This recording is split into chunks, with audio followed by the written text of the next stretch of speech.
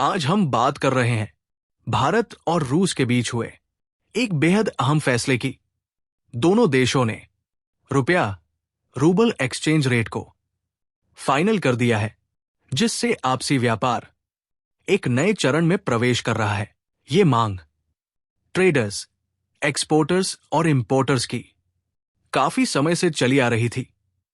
पिछले कई वर्षों से इस विषय पर बातचीत हो रही थी कि दोनों देशों के बीच व्यापार लोकल करेंसी में हो सके।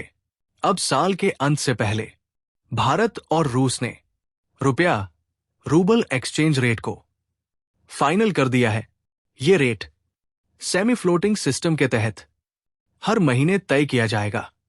सेमी फ्लोटिंग का मतलब यह है कि एक्सचेंज रेट सिर्फ बाजार की ताकतों पर नहीं, बल्कि दोनों देशों की आपसी सहमति के आधार पर तय किया जाएगा। इस फैसले का सबसे बड़ा असर यह होगा कि भारत और रूस के बीच व्यापार में अमेरिकी डॉलर की भूमिका काफी कम हो जाएगी। अब सेटलमेंट लोकल करेंसी में होगा। फिलहाल भारत और रूस के बीच कुल व्यापार लगभग $69 बिलियन का है। आने वाले वर्षों में इसमें और बढ़ोतरी की संभावना जताई जा रही है।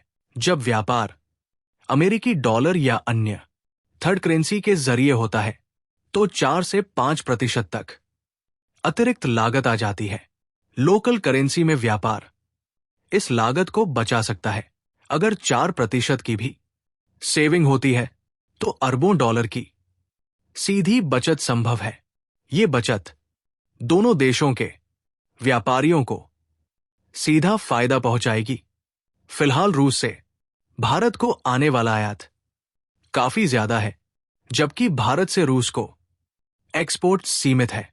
लोकल करेंसी व्यापार इस असंतुलन को कम कर सकता है।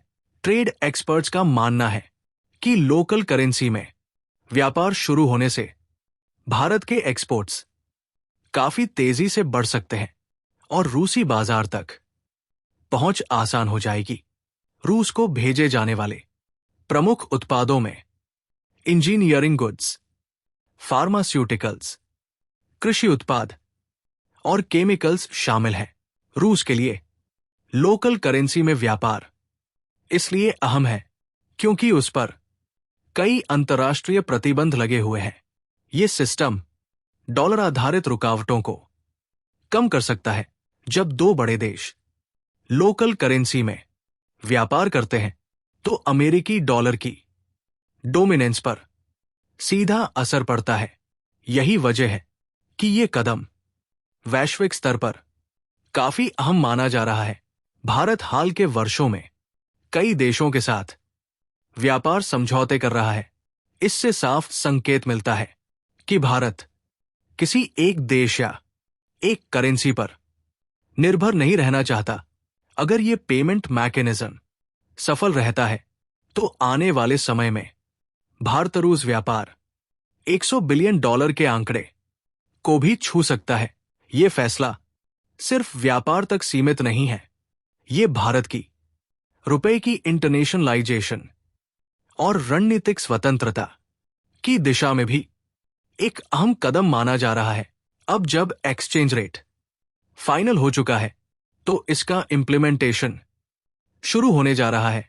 ट्रेडर्स और एक्सपोर्टर्स इसके रोल आउट का इंतजार कर रहे हैं। कुल मिलाकर यह व्यवस्था लागत घटाने, व्यापार को तेज करने और दोनों देशों को आर्थिक रूप से मजबूत करने की क्षमता रखती है। दुनिया की नजर इस फैसले पर इसलिए है क्योंकि यह पारंपरिक व्यापार प्रणालियों से हटकर एक वैकल्पिक मॉडल पेश करता है। अब आगे यह देखना दिलचस्प होगा कि एक्सचेंज रेट किस स्तर पर तय होता है और इससे वास्तविक व्यापार में कितनी बढ़ोतरी होती है। कुल मिलाकर रुपया रूबल व्यापार व्यवस्था भारत और रूस के लिए एक बड़ा ब्रेक थ्रू मानी जा रही है, जिसका असर लंबे समय तक देखने को मिल सकता है। अगर आपको ये जानकारी उपयोगी लगी हो तो वीडियो को लाइक करें और ऐसे ही ग्लोबल न्यूज और महत्वपूर्ण अपडेट्स के लिए चैनल को सब्सक्राइब करना न भूलें।